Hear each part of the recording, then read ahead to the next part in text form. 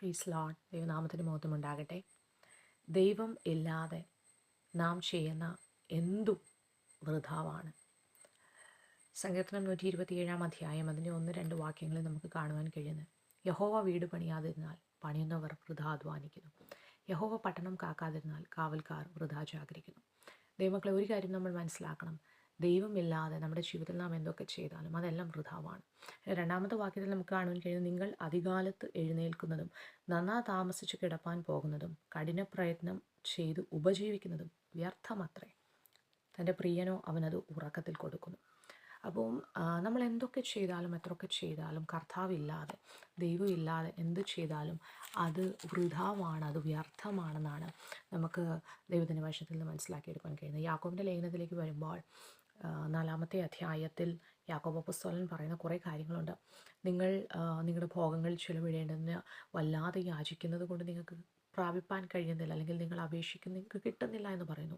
ആ അധ്യായത്തിൻ്റെ അവസാന ഭാഗങ്ങളിലേക്ക് വരുമ്പോൾ താൻ പറയുന്നത്, ഞങ്ങൾ നാളെ അല്ലെങ്കിൽ ഇന്ന് ഞങ്ങൾ ഇന്ന പട്ടണത്തിൽ പോകും, ഇത് ചെയ്യും, വ്യാപാരം ചെയ്യും, ലാഭമുണ്ടാക്കും എന്നൊക്കെ നിങ്ങൾ പറയുന്നു.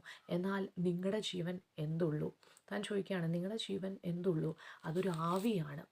നിങ്ങൾ പറയേണ്ടത്, കർത്താവിന് ഇഷ്ടമുണ്ടെങ്കിൽ, ദൈവത്തിന് ഇഷ്ടമുണ്ടെങ്കിൽ ഞങ്ങൾ ഇന്നത് ചെയ്യും എന്നല്ലയോ നിങ്ങൾ പറയേണ്ടത് എന്നാണ് അവിടെ ഒരു ചോദ്യമായിട്ട് താൻ അവിടെ ചോദിക്കുകയാണ്. ദൈവമക്കളെ, നമ്മളൊരു കാര്യം മനസ്സിലാക്കണം, കർത്താവില്ലാതെ എന്തൊക്കെ നമ്മൾ ചെയ്താലും, ദൈവത്തിൻ്റെ നടത്തിപ്പും ദൈവികമായ അനുഗ്രഹങ്ങൾ നമ്മുടെ ജീവിതത്തിൽ ഇല്ലാതെ, ദൈവത്തിൻ്റെ സാന്നിധ്യമില്ലാതെ നാം എന്തൊക്കെ ചെയ്താലും അതെല്ലാം നിഷ്ഫലമാണ്, അതെല്ലാം വൃഥാവാണ്.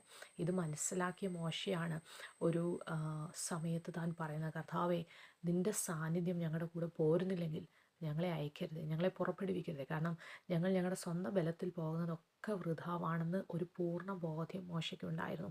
ദൈവത്തിൻ്റെ സാന്നിധ്യം തൻ്റെ കൂടെ ഉണ്ടായിരുന്നത് കൊണ്ടാണ് അത്രയും വലിയൊരു ജനക്കൂട്ടത്തെ നയിക്കുവാനും അവരെ വാഗ്ദത്ത ദേശത്തിലേക്ക് പുറപ്പെടുവിക്കാനൊക്കെ തനിക്ക് കഴിഞ്ഞതെന്ന് മോശയ്ക്ക് നിശ്ചയമായിട്ടും അറിയാമായിരുന്നു.